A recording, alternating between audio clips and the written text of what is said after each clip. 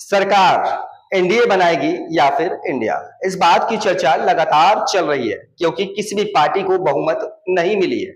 ऐसे में जेडीयू और टीडीपी पर लोगों की नजर है।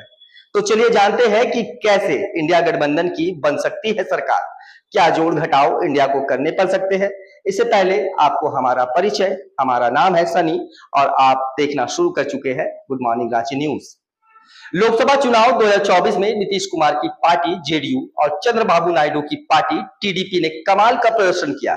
जेडीयू जहां बिहार में 12 सीटें जीतने में कामयाब रही, तो टीडीपी आंध्र प्रदेश में 16 सीटों पर जीत दर्ज करने में सफल रही। इस बार के चुनाव में किसी भी एक पार्टी को बहुमत नहीं मिला है। हालांकि बीजेपी के नेतृत्व वाले गठबंधन एनडीए ने बहुमत के आंकड़े को पार कर लिया है। उसने 292 सीटों पर जीत दर्ज की है। बीजेपी की सीटें कम होने के बाद नीतीश कुमार और चंद्रबाबू नायडू की डिमांड बढ़ गई है। इन दोनों दलों पर विपक्षी गठबंधन इंडिया की भी नजर है। बताया जा रहा है कि इंडिया गठबंधन के कई नेता नीतीश और नायडू के संपर्क में है।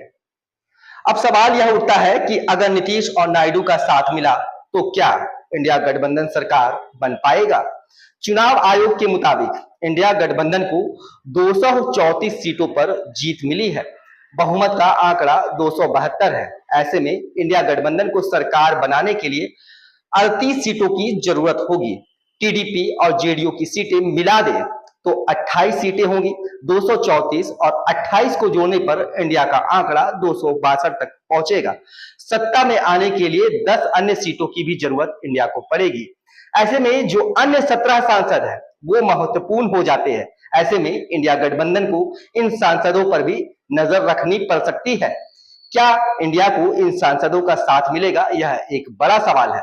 अन्य में जो 17 सांसद हैं उसमें यूपी की नगीना सीट से जीत दर्ज करने वाले चंद्रशेखर आजाद, एआईएमआईएम के असदुद्दीन ओवैसी और बिहार के पूर्णिया से जीतने वाले पप्पू यादव भी है।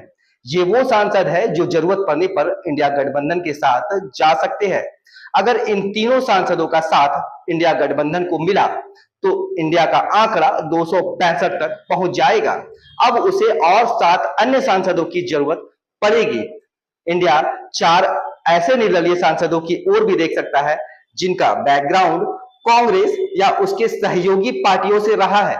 इसमें लद्दाख से जीत दर्ज करने वाले मोहम्मद हनीफा, खदूर साहिब से जीतने वाले अमृतपाल, फरीदकोट से जीत हासिल करने वाले सरबजीत सिंह खालसा है। अमृतपाल और सरबजीत सिंह खालसा खालिस्तान समर्थक है।